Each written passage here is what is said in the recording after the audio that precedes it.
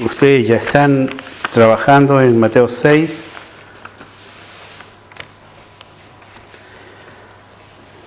Y están en una porción donde Jesús nos habla de tres actividades que los judíos lo hacían como natural, que es primeramente la limosna, que ya lo vieron, que cuando ustedes ven tienen que hacerlo en silencio, que ni siquiera tu mano sepa lo que la otra mano está haciendo, sino que lo hagas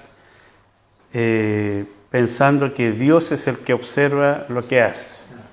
Es decir, ni el más cercano a ti puede saber que tú ayudaste a alguien. Esa acción es hacia mi prójimo. Esa es la limosna.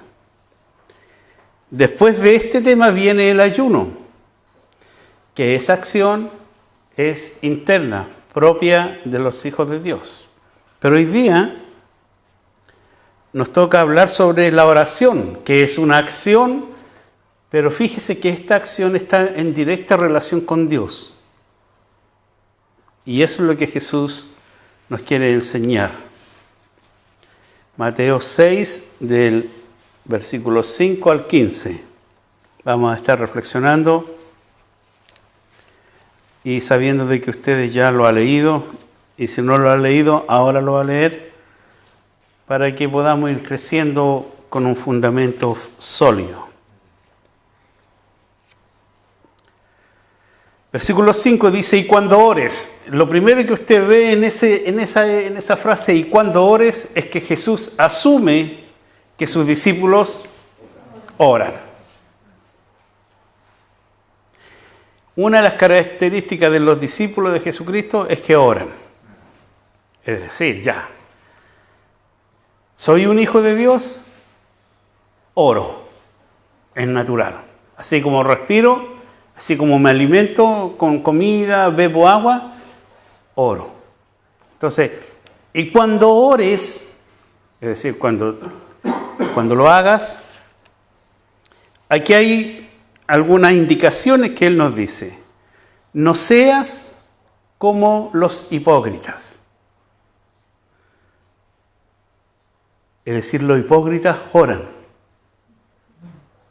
Sí, aquí dice, no seas como los hipócritas.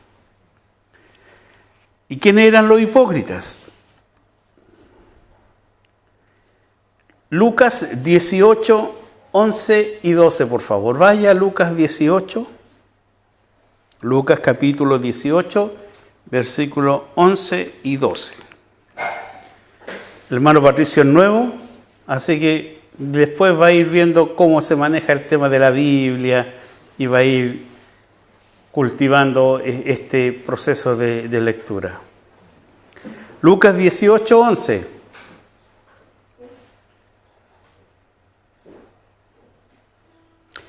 Dice, el fariseo, puesto en pie, oraba consigo mismo. Y oraba de esta manera. Dios, te doy gracias porque no soy como los otros hombres, ladrones, injustos, adúlteros, ni aún como este publicano que está a mi lado. Y le da un argumento, le dice, ayuno 2 veces a la semana, doy diezmo de todo lo que gano. Jesús a este personaje en Lucas nos dice que eran los fariseos, un fariseo, no todos, pero este fariseo oraba consigo mismo. Y Jesús en su enseñanza nos dice que los hipócritas buscan aquello. Dice, porque en Mateo 6:5 dice, porque ellos aman el orar en pie en las sinagogas y en las esquinas de las calles. Jesús no está criticando el orar. Jesús nos está criticando que oren de pie. Jesús no está criticando que se ore en las sinagogas. Jesús no está criticando que se ore en las esquinas, como lo han hecho algunos hermanos que van a algunos lugares y oran. Jesús no está criticando eso. Lo que Él está criticando aquí es que lo que ellos querían con esa actitud de oración, dice, lo hacen para ser vistos de los hombres. Eso es lo que Jesús nos pide que nosotros no alberguemos en nuestra vida. Que cuando nos relacionemos con Dios, lo hagamos no con una intención de simplemente que los demás vean que Dios me está bendiciendo, que los demás vean que Dios me está usando, que los demás vean en mí, mira cómo Dios me bendice. Dios no. Dios nos pide, no sean como estas personas hipócritas, estas personas que actúan con un grado de santidad, con un vestido religioso. No lo hagan como ellos. ¿Por qué? Porque Jesús dice, de cierto os digo que ya tienen su recompensa. ¿Y cuál es la recompensa? Que los hombres los vean. ¿Ellos quieren que los hombres los vean? Bueno, Dios permite, ya te vieron. Esa es toda la recompensa. Pero no dice nada que la oración va a ser respondida. No habla del poder de Dios actuando en la oración. No, simplemente hay un acto de religiosidad donde la persona ora, pero simplemente para ser visto.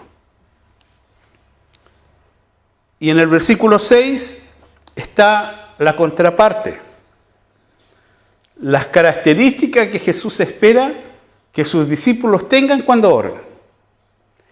Mas tú, ahí colóquele su nombre al lado, ¿ah? No mire para el lado, coloque su nombre, ahí, su nombre. Mas tú, Carlos, cuando ores, ¿qué debo hacer? ¿Qué significa entrar en tu aposento? ¿Qué implica entrar en un aposento?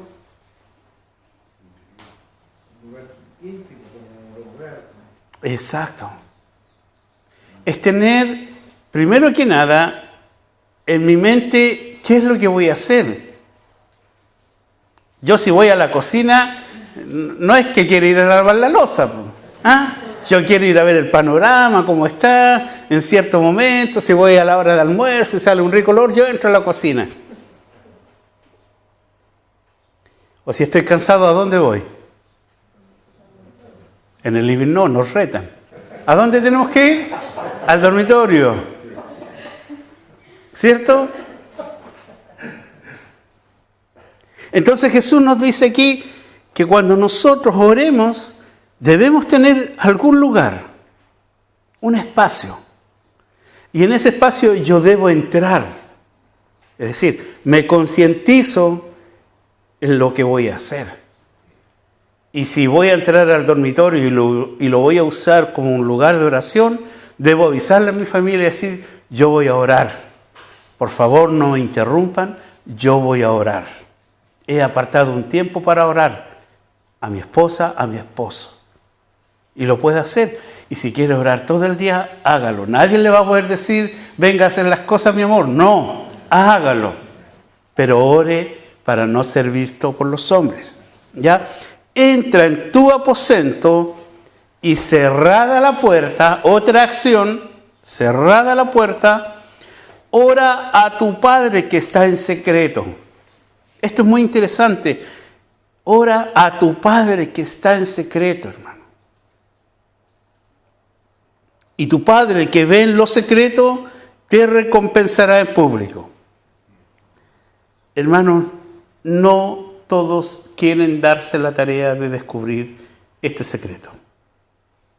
No todos quieren conocer a este Dios que está en secreto. No todos quieren gastarse, hermano. Y lo debo decir con dolor, con tristeza. Los cristianos modernos lo que menos quieren es invertir tiempo en buscar el rostro de Dios. estar delante de su presencia. No quieren. Pero sí quieren, si estoy enfermo, que me sane. Si necesito trabajo, que me dé un trabajo. Si tengo un examen, que me ayude en el examen. Si estoy enfermo, que me sane. Es decir, sí quiero todos los beneficios de Dios, pero buscar a Dios en secreto, en su lugar íntimo, y llegar ante Él es un trabajo. Y es un trabajo, hermano, que primero demanda santidad. Porque lo primero que debo hacer yo al presentarme delante de Dios, y lo vamos a ver, es que uno tiene que bendecir el nombre de Dios, y los labios inmundos no pueden bendecir el nombre de Dios. Entonces lo primero que debemos hacer es arrepentirnos de nuestros pecados. Por eso buscar al Dios que está en lo secreto no es una tarea fácil, hermano. Pero los hijos de Dios, ojo, y aquí está la clave para diferenciar a los hijos de Dios y los que no son hijos de Dios, están dispuestos a quedarse a los pies del Maestro, esperando su voluntad, aprendiendo de su palabra. Acércate al Padre que está en secreto. ¿Por qué? Porque Él está en secreto, pero mira, Él ve en lo secreto. Una de las cosas, cuando se habla de secreto, ¿qué es? Que nadie lo sabe porque es un secreto, ¿cierto? Primero que nada, si todos lo supieran, deja de ser secreto.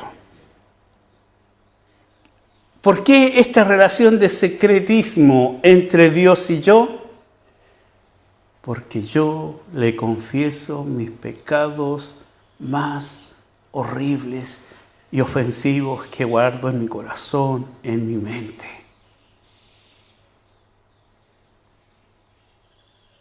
Puedo confesarle a Dios el pecado más perverso, el pecado que uno diría, no tengo perdón. Sí, tiene perdón en Dios. Y Él perdona nuestros pecados y dice que se olvida. Y si hay alguien digno de confianza para contarle todo lo que hay en nuestro corazón y abrir nuestro corazón y va a guardar el secreto, ese es Dios. Ese es Dios, hermano. Cultivar esa relación porque Él lo ve. Él ve los secretos que hay en tu corazón. Saben, hermano, a veces cuidamos tanto nuestro corazón, los cuidamos tanto que a veces lo cuidamos hasta de Dios y no confesamos a Dios. Y lo hablamos con otra persona. Y abro mi corazón a otra persona y la otra persona dice, oh, pobrecita, oh, qué triste, oh, terrible. Y tú le dices, pero no le cuentes a nadie.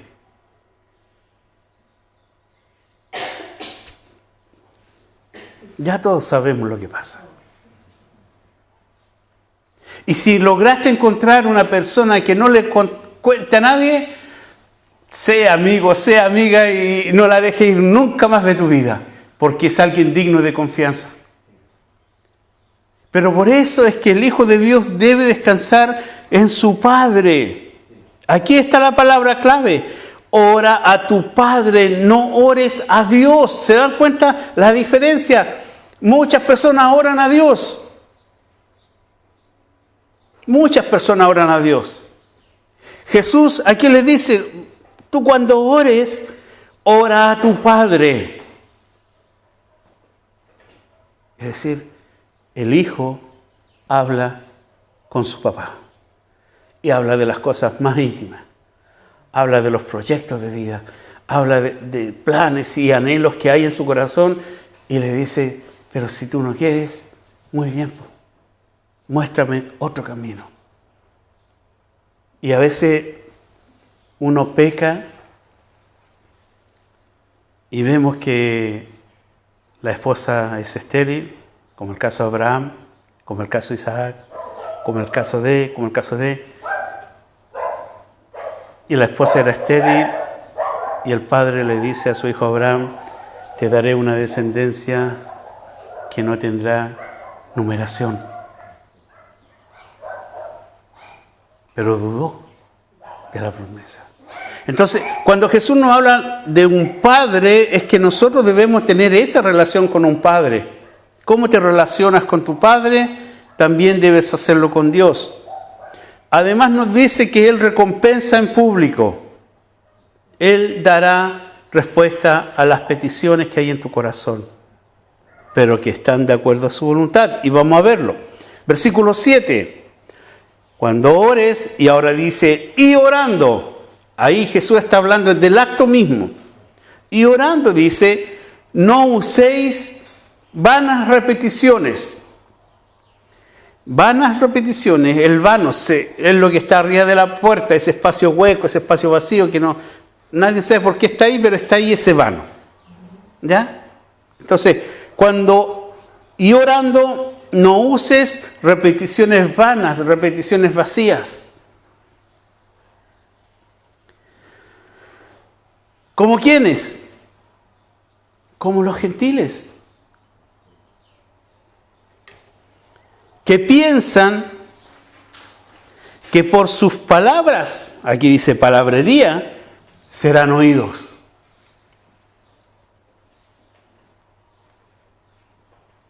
Hay una ilustración cuando un niño se acerca a su padre y le dice, oh, excelentísimo padre, tú que me ayudas y me provees tantas cosas maravillosas, me presento ante ti porque necesito que tú me apoyes en este proyecto. Y el papá lo que me dice, ¿qué es lo que quiere? Le dice. Y es simplemente que el niño quería que le compraran un dulce, una paleta.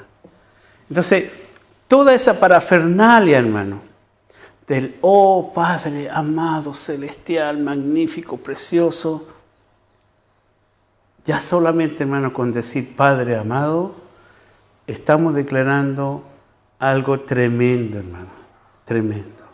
Cuando nosotros agregamos una palabra en nuestras oraciones, celestial, tenemos claro lo que implica lo celestial de Dios.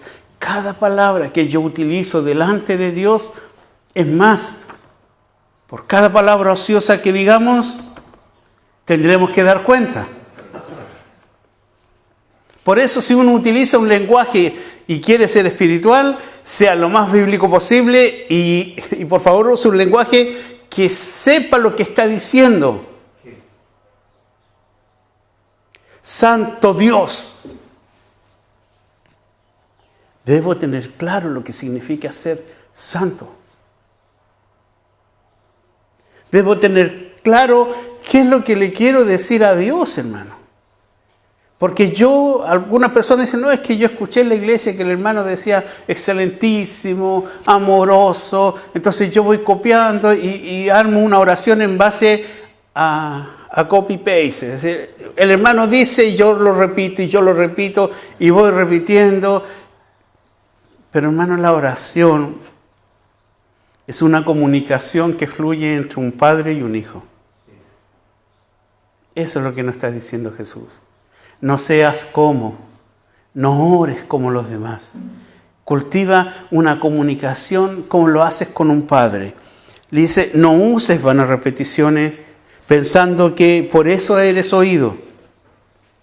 ¿Saben por qué, hermano? Porque hay algo en tu vida el día que naciste en Cristo y está en Romanos 8, 26 y 27. Romanos 8, 26 y 27. Aquí está el contraste de las vanas repeticiones y las palabrerías.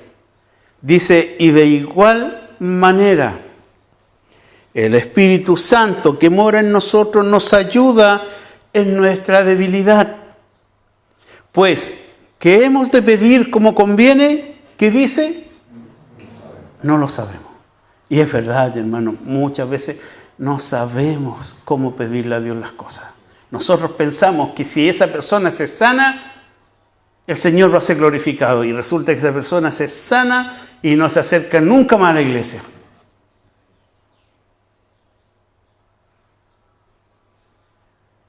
Ore por mí, hermanito, porque necesito trabajo.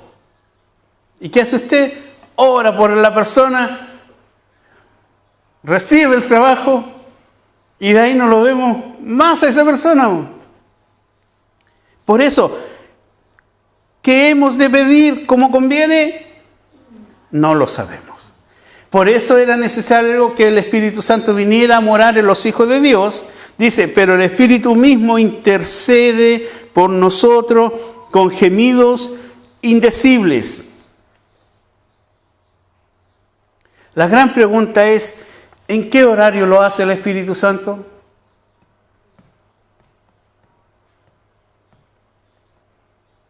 ¿En qué horario intercede Él por mí? 24/7, hermano. Cada segundo de mi vida el Espíritu Santo, desde el día que conocí a Jesús, está intercediendo por mí, porque honestamente no sé pedir como conviene. El Espíritu Santo sí sabe lo que me conviene. Versículo 27, Romanos 8:27. Mas el que escudriña los corazones sabe cuál es la intención del Espíritu, porque conforme a la voluntad de Dios intercede por los santos. Y no es solamente por uno, hermano. Y no es solamente que uno no sepa cómo pedir convenientemente. Dice que intercede por los santos, en plural. Por eso es que nosotros debemos, hermano, nuestra mente debe ser transformada por la palabra de Dios, nuestras emociones deben ser canalizadas por la palabra de Dios, nuestros criterios deben ser transformados por la palabra de Dios. ¿Para qué? Para que el Espíritu Santo nos pueda guiar a la buena voluntad de Dios, que es agradable y perfecta. Versículo 8 de Mateo 6.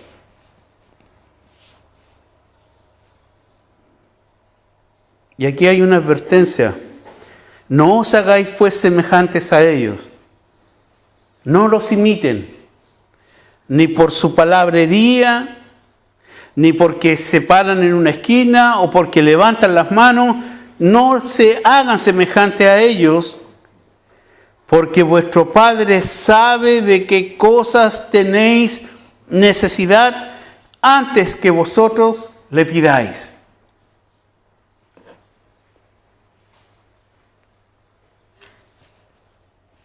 Vuestro Padre sabe de qué cosas tenéis necesidad.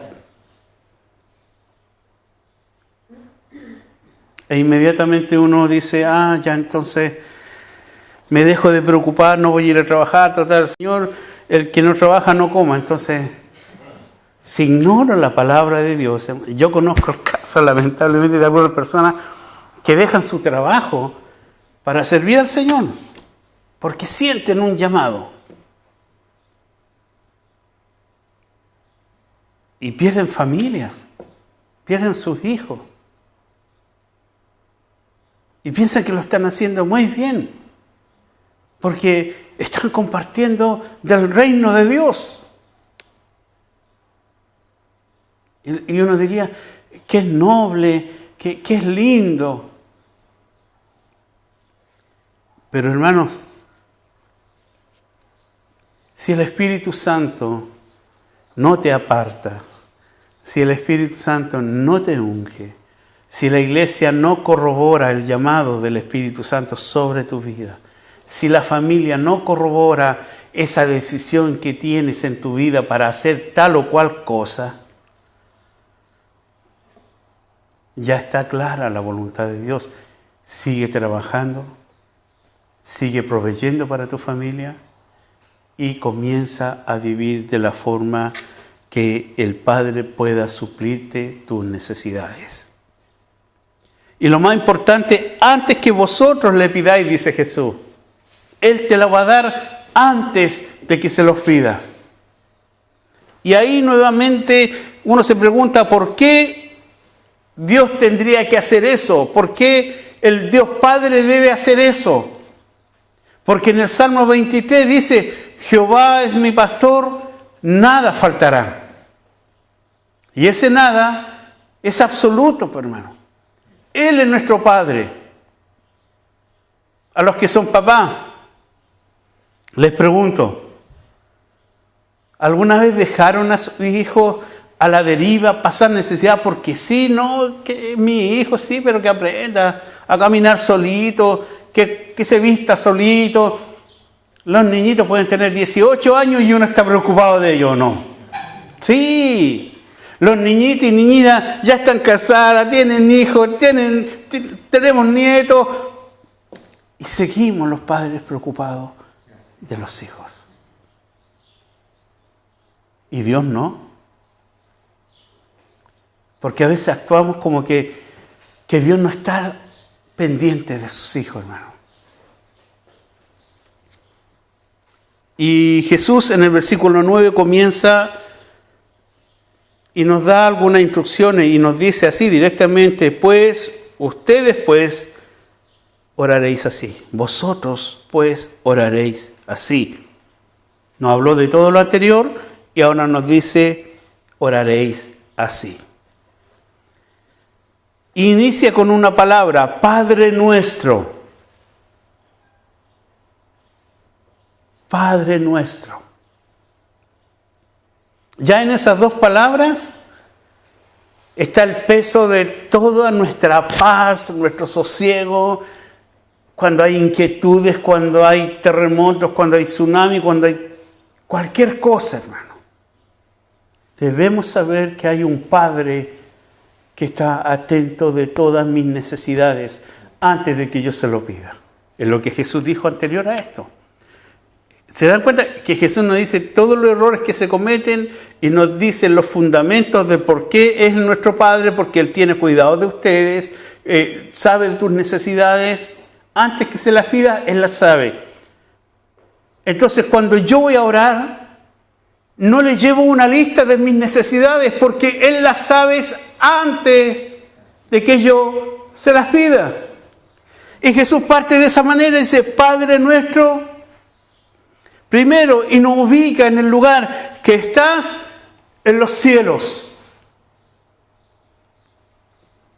Esa es la gran diferencia que tiene Dios con nosotros. Esa es la enorme y maravillosa diferencia, que Dios, hermano, está en los cielos reinando y observa y ve todo lo que ocurre acá. Él no es el príncipe de la potestad del aire como es Satanás, que anda merodeando por aquí. No. Él está por sobre todo, Él está en los cielos. Por eso que es un Padre que puede realmente suplir nuestras necesidades, cualquiera sea esa necesidad. Está en los cielos. Y mira lo que dice: santificado sea tu nombre. Ya Jesús comienza inmediatamente, nos dice que debemos santificar el nombre de Dios. ¿Cómo lo santifico? En Juan 1, 12, 13 dice: mas a todos los que le recibieron, nosotros, a los que creen en su nombre, nosotros, nos dio potestad de ser hechos hijos de Dios, los cuales no son engendrados de sangre, ni de voluntad de carne, ni de voluntad de varón, sino de Dios. Los hijos de Dios son engendrados por Dios. ¿Y dónde está Dios? Allá arriba, como máxima autoridad. ¿De quién eres hijo tú? Del Dios que gobierna todo, que es soberano sobre todo. Santificado sea tu nombre, es decir, si yo, hermano, como hijo de Dios, no gasto tiempo en conocer su palabra, saber lo que significa el nombre de Dios, cómo Dios se revela, la importancia de saber el nombre, cómo Dios se revela a través de la Escritura, hermano. Tú tienes desde Génesis, y sobre todo en el libro de los Salmos, donde existe la mayor cantidad teológica de nombres de Dios. Sanador, proveedor, Él es la roca eterna. Él es el poderoso. Hermanos, si nosotros llenáramos nuestra mente con cada versículo bíblico de lo que es el nombre de Dios solamente, nuestra manera de enfrentarnos a la vida cambia absolutamente. Por eso es que Jesús deja establecido este principio. Cuando ores, ora así. Debes tener claro quién es Dios. Tú debes tener claro quién es Dios para que realmente lo puedas santificar. Esa es la mejor forma de santificar el nombre de Dios. Yo no le voy a pedir a Dios y decirle, Señor, si tú pudieras ayudarme en esto, porque ya estoy dudando. Si tú pudieras responderme. Hay muchas oraciones en el Antiguo Testamento que funcionan de esa manera. Y aquí vamos a aprender algo especial, hermano. En el Antiguo Testamento, desde Malaquías hacia atrás, usted va a ver oraciones condicionadas. ¿Sí? Hay oraciones con promesas. Señor, si tú me das tal cosa, yo te regalo a mi hijo. Y regalaban a los hijos. Si no, pregúntenle a Ana. Señor, si tú me das otro hijo, tal cosa lo haré contigo. Y Dios se lo daba. Hubieron oraciones que le decían, Señor, si tú nos entregas esta nación, nosotros aquí, y Dios le entregaba la nación. Y ellos debían cumplir su parte. ¿Saben qué? En cada compromiso y pacto que hicieron desde Malaquías hacia atrás, Dios respondió. ¿Y saben quién quebrantó el pacto? La mayoría de las veces fueron los mismos beneficiados. Pero ahora en Cristo, hermanos, y aquí viene lo maravilloso, todo el Antiguo Testamento es sombra. Y las dispensaciones se cumplen en Cristo y se concreta el plan perfecto de Dios. ¿Y cuál es ese plan perfecto? Tener un pueblo con un corazón de carne y que conozca a Dios con toda su mente, con todo su ser y con toda su alma. Y que puedan deleitarse en una comunión con Dios. Entonces, las oraciones después de Jesucristo son totalmente distintas a antes de Jesucristo. ¿Por qué, hermano? Porque hemos estudiado en Efesios que en Cristo hemos obtenido todas las bendiciones necesarias para la vida. Todas. No hay algunas. Yo no le debo pedir a Dios bendiciones para ciertas cosas. No, hermano. Todas las bendiciones para nuestra vida acá ya no fueron entregadas en Cristo. Que si tú lo ignoras es otra cosa, hermano. Y es tarea de los discípulos aprender del Maestro. Y hoy día hay cristianos que toman la enseñanza del Antiguo Testamento y la traen al Nuevo Testamento y pasan por Jesús y pareciera que Jesús todavía no ha muerto ni ha dado libertad. Y andan reprendiendo al diablo y andan reprendiendo por aquí y andan echando fuera demonios por acá. Jesús venció a Satanás, hermano. ¿Saben quién lo sabe? Satanás.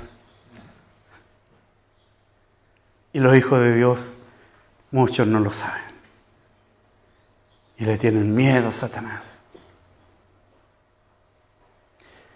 Ahora, si usted quiere enfrentarse a un demonio, yo le aseguro que usted va a perder. Si usted quiere enfrentarse a Satanás, usted va a perder. Porque son ángeles caídos. Porque son espíritus poderosos. Por eso que nuestro éxito y nuestras victorias no las obtenemos en la carne. Se obtienen en Cristo. Él venció. Él venció. En el Nuevo Testamento, cuando se nos exhorta a la lucha espiritual, Jesucristo te reprenda. y listo. Pero hoy día hay circos, hermano, que juegan con lo espiritual. Y muchas personas dicen, oh, eso sí que es espiritual, oh, ahí hay poder. Ahí hay ignorancia de la palabra de Dios, hermano. ¿Por qué? Porque Cristo apareció para deshacer las obras de Satanás. Y en la cruz lo selló. ¿Y saben qué más hizo en la cruz? Puso el acta, la clavó en la cruz. Puso un acta de los decretos donde decía Carlos Liampi, Pablo García, Carlos Robinson, Víctor, Patricio, Victoria. Y en ese decreto era que nosotros éramos de Satanás. Y Cristo abolió ese decreto y lo expuso públicamente. Y Él tomó las vidas de todos aquellos que creen en Jesucristo. Todos los que vienen a Cristo no son echados fuera. Todos los que rechazan a Cristo están condenados a perdición eternamente. Por eso, hermanos, nosotros debemos tener claro el lugar de Dios, nuestra realidad como hijos, y como hijos nuestra mente debe ser renovada para que podamos disfrutar, hermano, de la relación que significa tener a un Dios tan poderoso, hermano. Tan poderoso. Versículo 10. Aquí hay otra cosa. Venga tu reino. ¿Cuántos de nosotros oramos al Señor y le decimos, Señor, venga tu reino? Ahora, venga tu reino. ¿Saben lo que implica que venga el reino de Dios aquí, en este momento, a la tierra? Venga tu reino. ¿Qué implica un reino? Implica un rey, implica súbdito, implica leyes, justicia, autoridad. Venga tu reino. Hágase tu voluntad. Como en el cielo, así también en la tierra.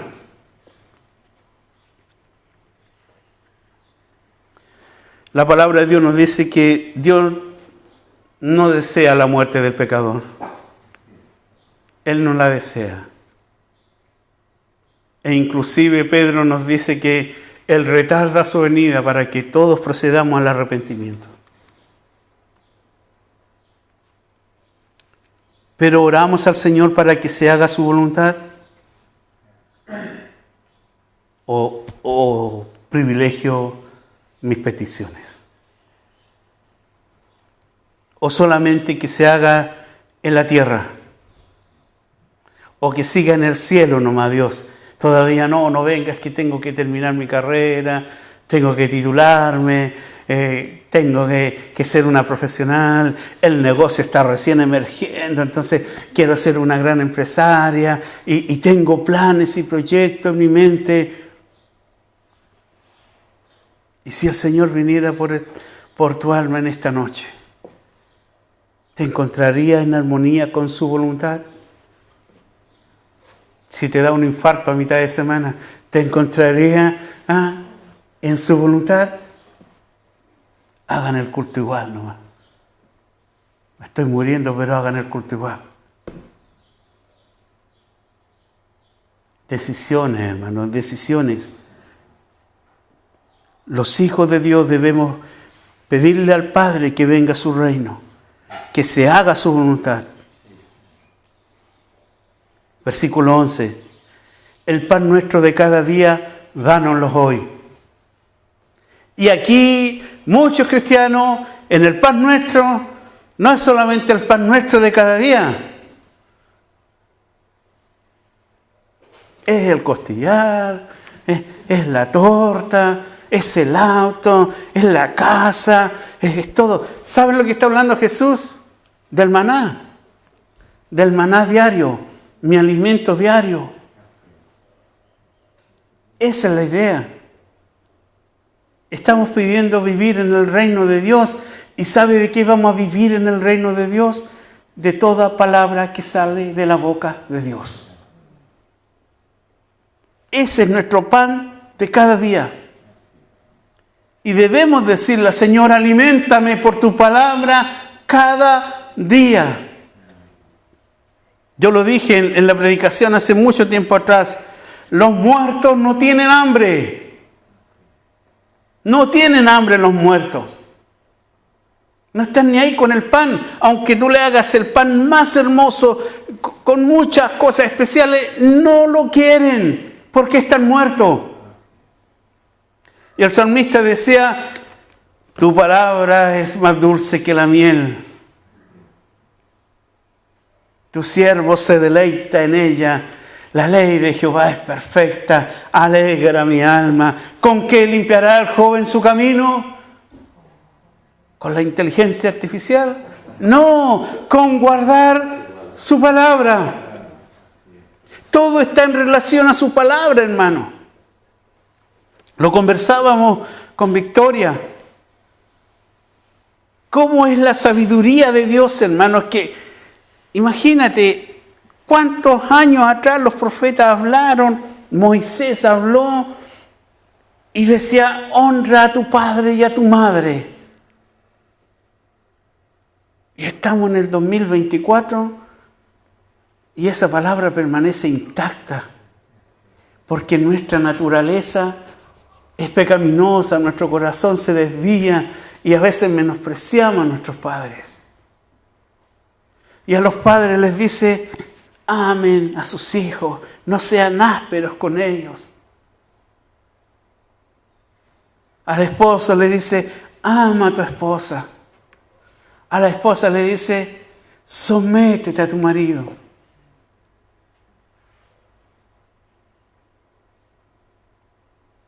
Y pareciera que estas palabras hoy día no toman un significado real en la iglesia de Dios, pero hermano, si nosotros los hijos de Dios no condicionamos nuestra manera de vivir a su palabra, la santidad está muy lejos de nosotros, hermano. Muy lejos, muy lejos. Y podemos hacer activismo y podemos hacer muchas cosas, pero si mi vida no está siendo conformada por la palabra, y mediante la palabra el Espíritu Santo me recuerda, redarguye mi corazón, me convence de pecado, de justicia, de juicio, y me hace entender que el enemigo ya fue vencido, ya fue condenado. Viviré una vida religiosa errada, tal cual como era Saulo, hermano. El hombre más letrado en la ley de Dios, el hombre que sabía al revés y al derecho la ley de Dios, era una persona que perseguía a los hijos de Dios.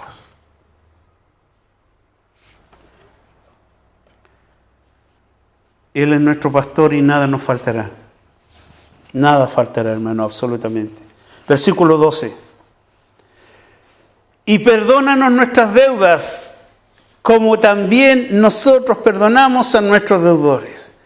Pareciera que Jesús me cambió la película, pues, hermano, ¿cómo si estamos hablando de la oración y comienza esto y perdónanos nuestras deudas? ¿Por qué Jesús salta de un tema a otro? Es que Jesús no salta de un tema a otro, hermano. Es que Jesús nos está diciendo que si nosotros no estamos siendo perdonados, es porque no estamos perdonando. Y si no estamos perdonando, es muy difícil que pueda yo emitir una oración que lleve gloria a Dios. Es muy difícil, hermano. ¿Por qué? Porque inclusive dentro del matrimonio, ¿ha leído Pedro lo que dice?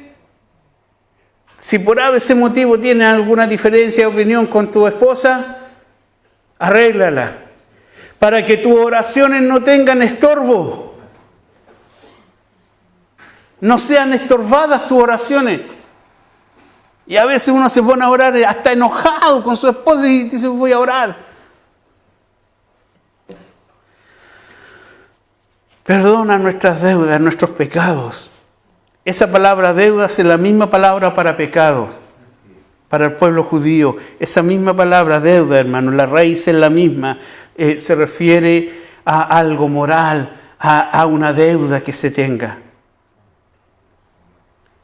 Y como Él perdona nuestras deudas, como también nosotros perdonamos a nuestros deudores. En 1 Juan 1, 9 al 10 dice, si confesamos nuestros pecados, Él es fiel y justo para perdonar nuestros pecados y limpiarnos de toda maldad. Si decimos que no hemos pecado, le hacemos a Él mentiroso y su palabra no está en nosotros.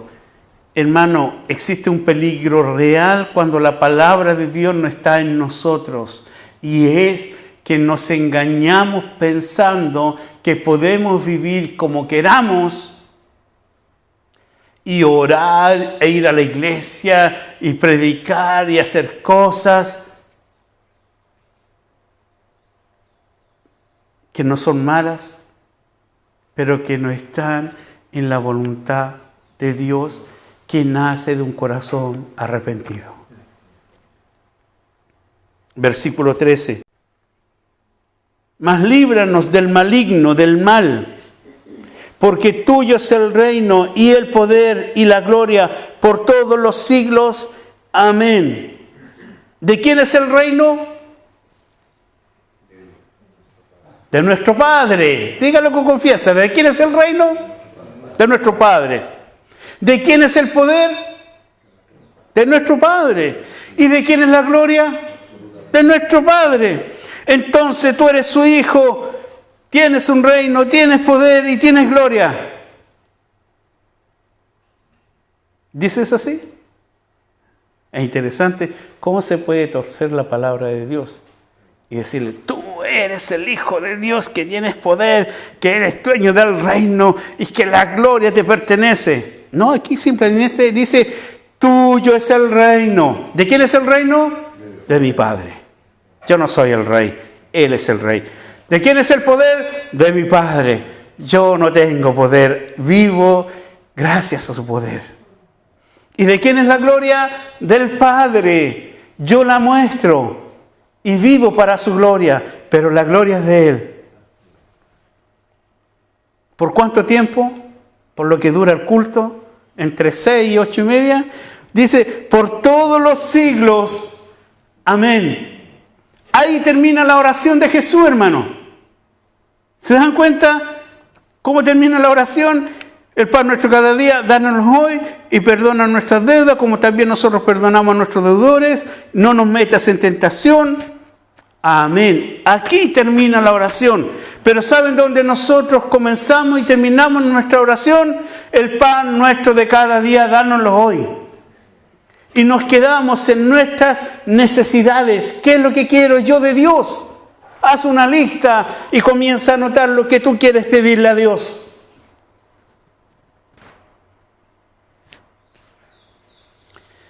No debo menospreciar también, hermanos, que han habido respuestas de Dios a oraciones específicas de alimentos, situaciones maravillosas, especiales, que a veces uno dice, solamente Dios sabía la necesidad que tenía y Él la respondió.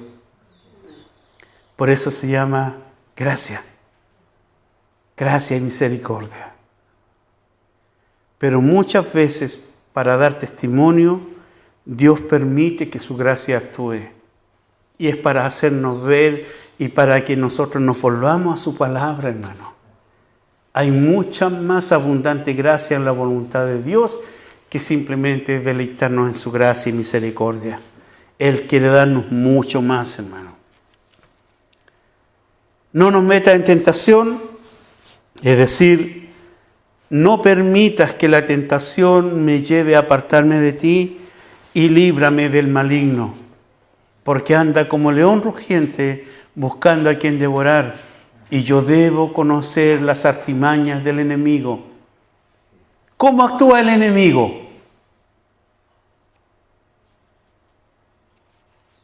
Se te aparece en la noche de San Juan. ¿Cómo actúa el enemigo? Tentaciones, muy bien. Te tienta. Así lo hizo con Adán y Eva, ¿se recuerdan?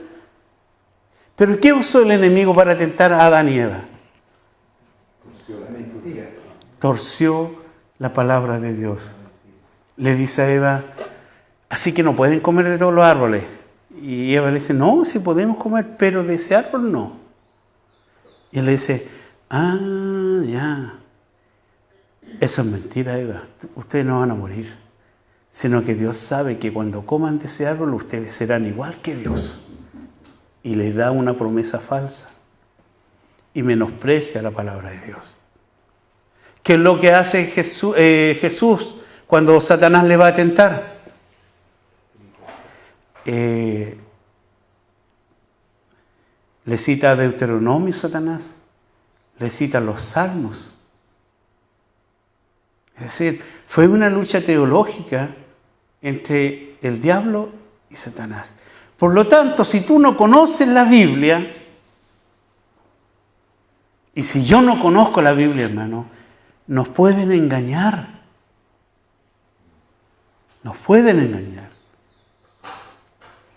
Conozco el caso de muchas personas que estuvieron en Cristo y que hoy día, hermanos, lamentablemente, por la ignorancia de la palabra de Dios y porque no entienden que el Evangelio se vive día a día. El Evangelio no es como una matrícula en el colegio. Por ejemplo, me matriculé y el próximo año tengo que volver a matricularme y el próximo año volver a matricularme. No, nacer de nuevo es una vez, pero esa vez, cuando ocurre, tenlo por seguro que van a haber cambios radicales en tu vida y que no va a pasar inadvertido el Espíritu Santo.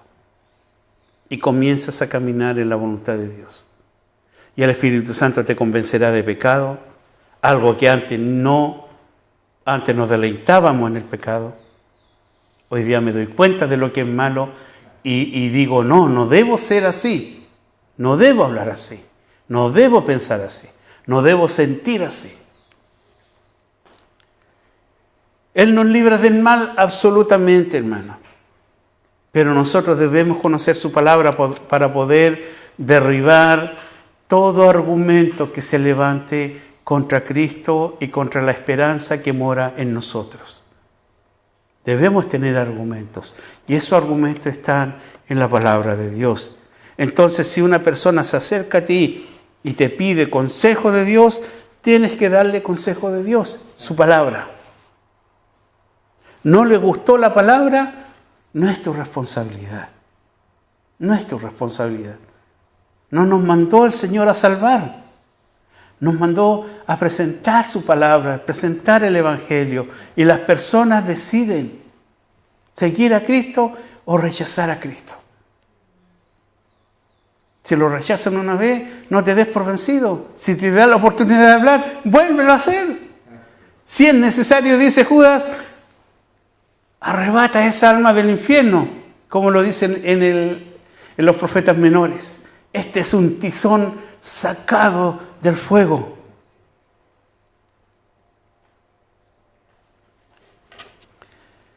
Versículo 14. Y aquí está la clave de la oración, hermanos, y el porqué, la importancia de tener nuestra vida en santidad. Versículo 14, porque si perdonáis a los hombres sus ofensas, os perdonará también a vosotros vuestro Padre Celestial. Y esto no es un asunto de obra, es decir, yo perdono y Él me perdona, yo perdono. No, hermano, esta es una acción de naturaleza. Es imposible que yo pueda compartir de la gracia de Dios, de la misericordia de Dios, si no la estoy viviendo en mi vida. No puedo compartir de Dios si Dios no mora en mí. Versículo 15. Mas si no perdonáis a los hombres sus ofensas, tampoco vuestro Padre os perdonará vuestras ofensas. Y esta es una advertencia, hermano, que a veces los hijos de Dios pasan por alto. El cristiano por naturaleza, el Hijo de Dios, el discípulo de Cristo, debe perdonar las ofensas. Porque si no perdona a los ofensores, ¿qué significa que el Padre no perdonará las ofensas? estamos saldo en contra, hermano. Y como hijos de Dios no podemos, hermano. No podemos. Ninguna persona puede tener algo contra ti. Es decir, pueden envidiarte, pueden desearte mal, todo lo que quieran. Pero en cuanto a ti, en cuanto dependa de ti, que dice, debes estar en paz con todos. Y que la única deuda sea el Evangelio. El Evangelio. Colosenses 2, 13, 15. ¿Por qué debemos perdonar? Porque mira la condición nuestra, y a vosotros, estando muertos en pecados y en la incircuncisión de vuestra carne, os dio vida juntamente con Él, perdonándoos todos los pecados, anulando el acta de los decretos que había contra nosotros, que no era contraria, quitándola de en medio y clavándola en la cruz, y despojando a los principados y a las potestades, los exhibió públicamente, triunfando sobre ellos en la cruz. Por eso es que perdonamos. Porque cuando vienen y hablan contra ti, no lo hacen contra ti, hermano, es contra Cristo. Porque ya no vives tú, vive Cristo en ti. ¿Te das cuenta por qué la ofensa del hombre nos deben dar lo mismo? Al contrario, debemos perdonarle y decirle, Señor, perdónalo, porque de verdad, si saben lo que hacen, perdónalo. Si no saben lo que hacen, perdónalo. ¿Por qué? Ya no vivo yo. Morí en Cristo. Renací en una nueva persona que es conformada a la imagen de Cristo. Entonces, si a los vecinos, si a la familia no les gusta tu manera de ver la vida, perdónalos. Y tú continúas mostrando a Cristo en todo lugar. Amén. Oremos. Padre, en el nombre de Jesús, ante ti nos presentamos esta tarde. Tu palabra es viva y eficaz y es más cortante que toda espada, Señor. Rogamos en el nombre de Jesús que tú puedas, a través de tu palabra, llegar a nuestra alma, a lo más profundo de nuestro ser, a los pensamientos más íntimos, y puedas quebrantar nuestras vidas, Señor. Hazlo para tu gloria. Hazlo para transformación de nueva vida. Hazlo para que pueda brotar, Señor, el poder del Espíritu Santo y actuar en nuestras vidas de forma tal que seamos redargullidos de pecado, que podamos arrepentirnos de nuestra vida negligente en cómo enfrentamos tu palabra cada día. Gracias te doy, Señor, porque nos enseñas por tu palabra cómo debemos orar, qué debemos buscar, y rogamos que tu reino se establezca en San Pedro, Señor. Rogamos que tu reino venga a este lugar y que tu voluntad se haga en este lugar. Como se hace en el cielo, también se haga en este lugar. Lo mismo pedimos para Melipilla, Señor, que tu reino venga y sea establecido y que nosotros, como ciudadanos del reino, podamos mostrar a Cristo en su máxima expresión. Gracias te damos, Señor, por todo lo que haces. En el nombre de Cristo Jesús. Amén. Dios los bendiga, hermano.